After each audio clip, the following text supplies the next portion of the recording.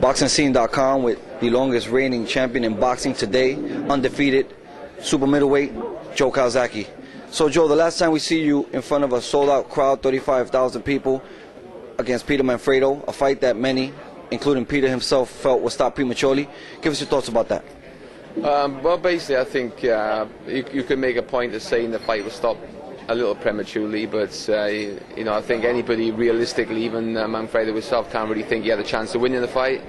You know, he froze in the fight. He didn't. He looked like a rabbit caught in the headlights. He didn't throw anything. You know, I hit him with a body shot, and he went on the ropes. And okay, a lot of them punches were just speed punches, but I'm just warming up. I was warming up, trying to put a show on, and hey, nobody was more gutted than me. You know, I was enjoying myself, and to be honest, I would have knocked the guy out within another 2 rounds in any case. You know what I mean? So yeah, it was good for him to go home and have his excuses and say that he got stopped prematurely. But when you look at it, when you look at the bare facts of it, when he was in the fight, he didn't do nothing. You know, he didn't throw. He talked a good fight before the fight. He talked a good fight after the fight. He talked a good fight when the referee stopped the fight. But he didn't do much fighting in the fight. You know, in the 3 rounds, he didn't do anything. So, you know, it's just sour grapes. You know, to me, it's called sour grapes. You know, it's just excuses. Now, in your next fight, you'll be facing a guy levels above Peter Manfredo, WBC and WBA super middleweight champion, Mikkel Kessler. Give us your thoughts on him as a fighter and as a champion. Very good fighter. You know, what can I say? I don't like negative to say about the guy. He's a very good fighter, but you know, I perform the best of my abilities when I fight a really good opponents. You know, so you know. I don't want no more from Manfredo's, no disrespect to Manfredo. I wanted to fight the top guys. You know, this stage of my career is all about securing my legacy. I want to be the best. You know, I'm the best guy in super middleweight. A lot of people are thinking Kessler's coming and he's the #1 man. So this is the fight I pestered Frank Warren for. This is the fight that I've said I would go to Denmark for.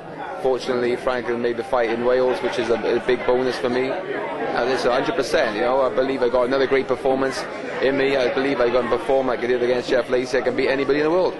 We've seen what you could do with a puncher in Jeff Lacey, but Mikkel Kessler can also box. Any concerns?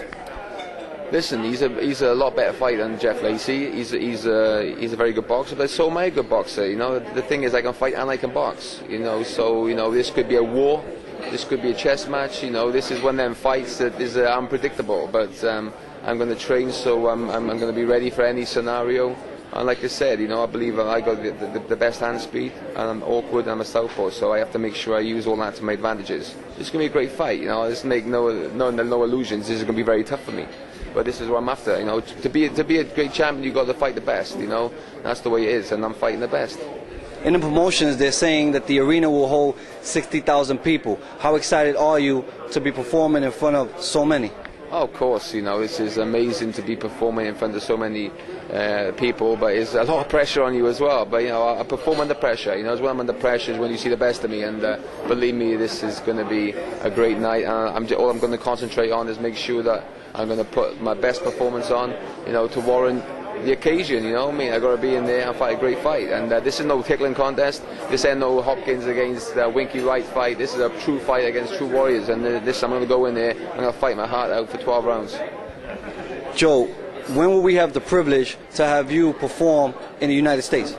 Yeah, well, you know, I've always said I'd love to come to America and fight. You know, maybe after this fight, raise my profile some more in this fight, and then maybe come and fight. If Bernard wants to fight, or Jermaine Taylor, come over and fight one of them guys. You know, that would be my next step.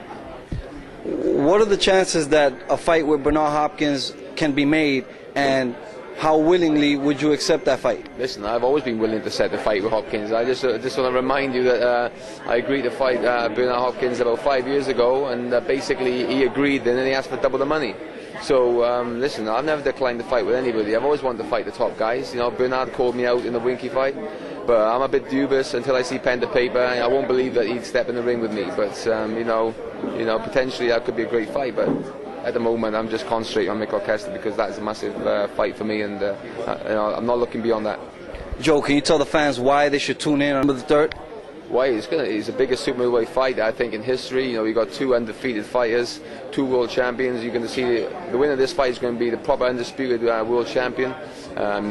Combined record of 80+ wins, 50+ KOs. What can I say, man? This is going to be an awesome fight. Hey Joe, good luck, and we appreciate your time as always. Thank you. Thanks very much. Thanks a lot.